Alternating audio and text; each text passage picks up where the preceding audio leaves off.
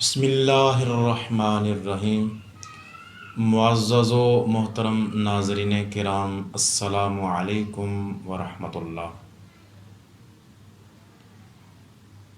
اللہ تبارک و تعالیٰ نے قرآن پاک ہمارے لیے ہدایت کے لیے نازل فرمایا،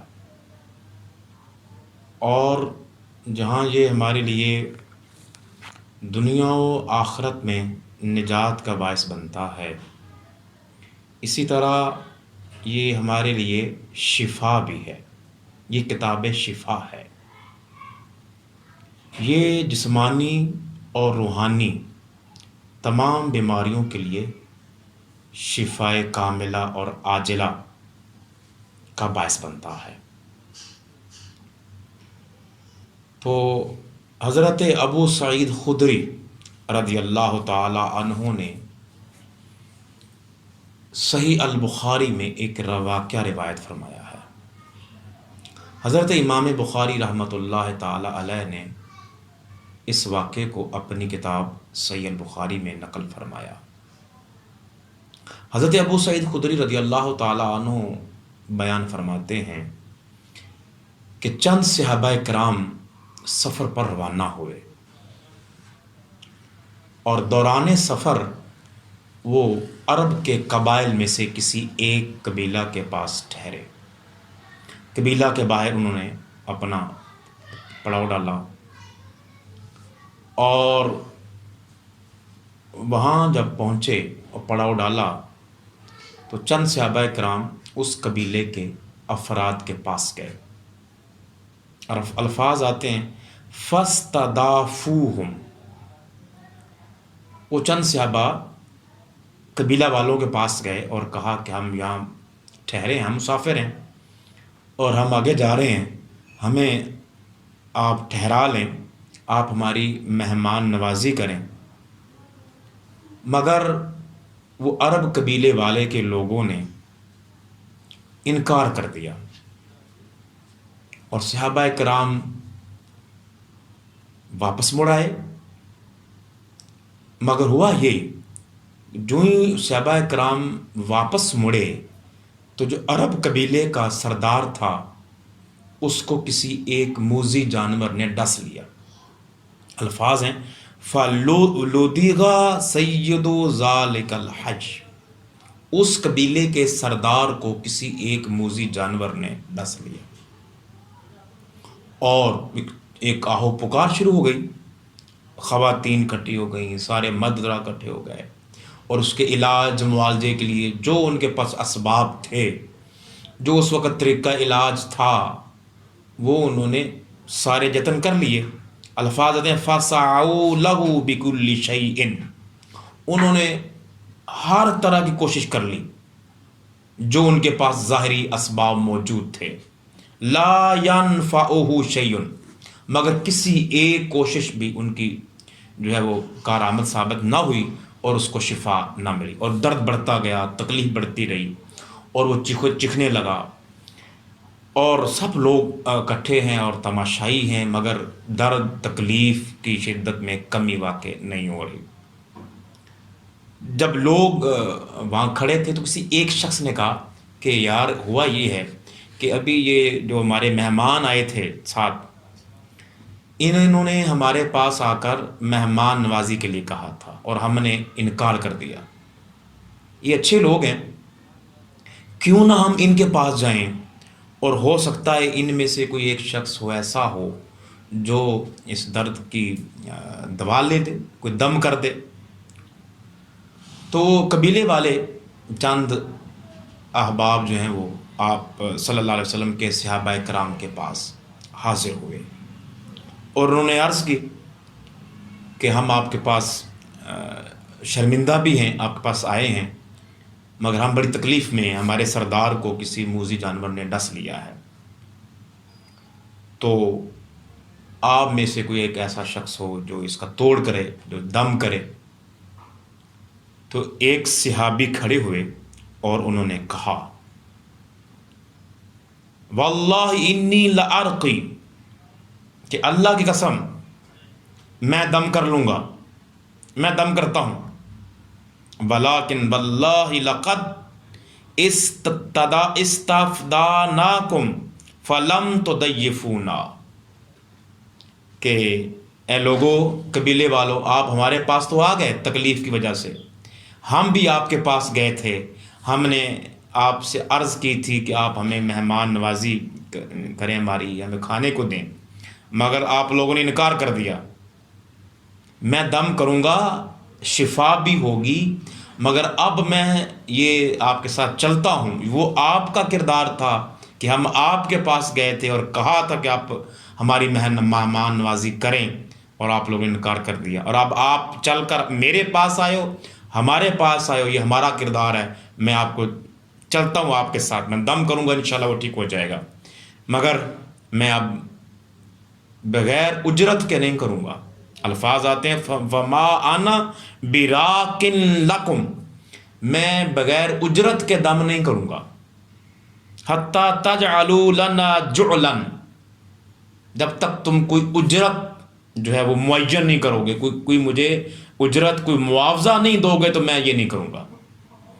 انہوں نے کہا جی آپ کیا چاہتے ہیں؟ ایک وہ ان کے پاس ڈسکشن ہوئی۔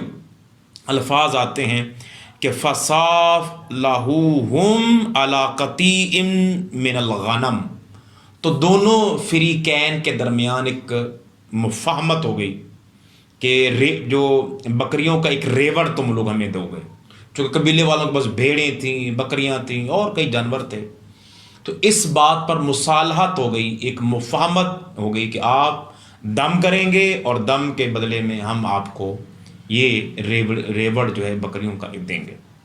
وہ صحابی چلے، قبیلے میں پہنچے، وَيَقْرَأُ الْحَمْدُ لِلَّهِ رَبِّ الْعَالَمِينَ، وہ صحابی رسول صلی اللہ علیہ وسلم سورہ الفاتحہ پڑھ کر دم کر دیا۔ الفاظ دیکھیے، جو ہی سورہ فاتحہ آپ نے پڑھی، تلاوت فرمائی اور دم کیا، پھونک ماری، تو امام بخاری روایت کرتے ہیں اور حضرت ابو سعد خدری کے الفاظ ہیں فَكَأَنَّمَا نُشِطَ مِنْ إِقَالٍ، کہ وہ جو سردار پہلے چیخ رہا تھا، چلا رہا تھا کئی منٹوں سے کہ اس کو درد کی شدت تھی، جو ہی دم ختم ہوا تو وہ شخص اس طرح اٹھ بیٹھا، چلنے لگا، فَانْطَلَقَ يَمْشِي، اس طرح چلنے لگا جیسے کسی نے اس کی رسی کھول دی ہو، کوئی جانور بندھا ہوا ہو تو رسی کھول دے اور چلنے لگتا ہے۔ وہ پہلے لیٹا ہوا تھا، چلا رہا تھا، آنکھیں بند تھیں اور ایک چیخو پکار تھا، جو ہی دم کیا گیا سورہ فاتحہ کی برکات کی وجہ سے اور صحابی رسول کے دم کے عمل کی وجہ سے وہ شخص، وہ جو سردار تھا، وہ ٹھیک ہو گیا۔ الفاظ آتے ہیں وَمَا بِهِ قَلَبَةٌ، وہ اس طرح تندرست ہو گیا جیسے اس کو کوئی تکلیف تھی ہی نہیں، چلنے لگا۔ اور جو ہی دم ختم ہوا تو وہ انہوں نے وعدہ کے مطابق ان کو بکریوں کا ریوڑ دے دیا کہ آپ لے جائیے۔ وہ خوشی خوشی صحابی رسول سارا ریوڑ اپنے دوستوں کے پاس آ گئے، اور وہ اپنے واپس مدینہ پاک جا رہے تھے، تو ان کے درمیان ڈسکشن ہو رہی ہے۔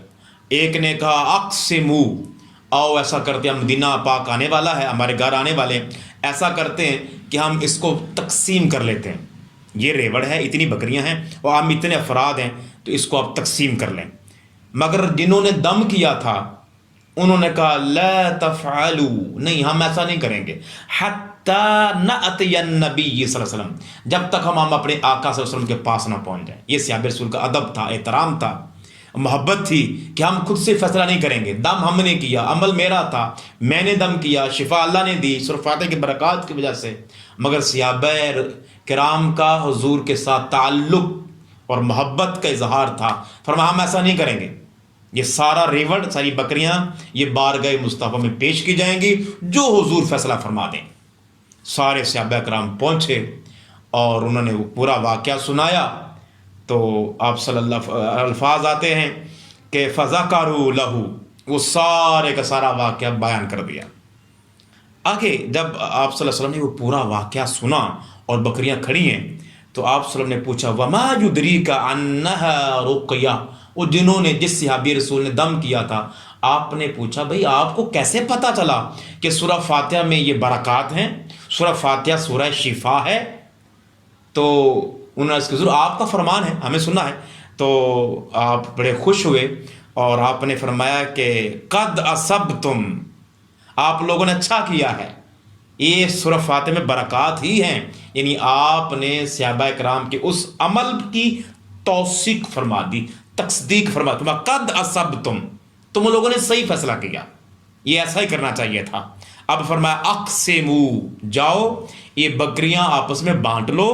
اگلے الفاظ بڑے قابل غور ہیں. وَضْرِبُوا لِي مَعَكُمْ سَهْمًا، اور اس میں سے میرا حصہ بھی نکال دو، تقسیم آپس میں کر لو اور ایک حصہ مجھے دے دو. اب یہاں سے پتہ یہ چلا، آخری الفاظ ہیں فَضَحِكَ رسول اللہ صلی اللہ علیہ وسلم. حضرت ابو سعید خدری بیان فرماتے اور امام بخاری نے نقل فرمایا کہ جب یہ فیصلہ آپ نے فرما دیا تو آپ نے تبسم فرمایا، آپ مسکرائے. تو احباب ذی وقار، اس میں بہت سا کلام کیا جا سکتا ہے، بہت سی اس میں لرننگ پوائنٹس ہیں ہمارے لیے کہ ہمیں اس سے سیکھنا چاہیے. ایک سورہ فاتحہ میں شفا ہے، قرآن شفا ہے. دم کرنا سنت صحابہ ہے اور سنت مصطفیٰ ہے. اور یہ جو علماء ہیں ہمارے ائمہ کرام ہیں جو دم کرتے ہیں، اس کا معاوضہ مانگنا نہیں چاہیے. صحابہ نے یہ جو اس کو کاروبار نہیں بنانا چاہیے، مگر لینا بھی جائز ہے. اور آپ کا علیہ الصلوۃ والسلام کا یہ فرمانا کہ اقسمو، تقسیم کر لو، وَضْرِبُوا لِي مَعَكُمْ سَهْمًا، اس میں سے مجھے بھی دے دو. تو یہ حضور نے سنت بنا دی کہ اگر دم کوئی کرے تو مانگے نہ، مگر اگر کوئی دے دے نذرانہ تو لے لیا جائے. حضور نے اپنے لیے اس میں سے حصہ لے کر امت کے لیے تعلیم بنا دی کہ قرآن پاک کے دم سے شفا ملتی ہے. شفا اللہ تبارک و تعالیٰ کی ذات بابرکات دیتی ہے، اور لوگ اگر اس کے بدلے میں نذرانہ دیں تو لینا جائز ہے، حلال ہے، اور ان کو دیا جا سکتا ہے. اللہ تبارک و تعالیٰ ہمیں بھی سورہ فاتحہ کی برکات کو سمیٹنے کی توفیق عطا فرمائے. وآخر دعوانا ان الحمد للہ رب العالمین.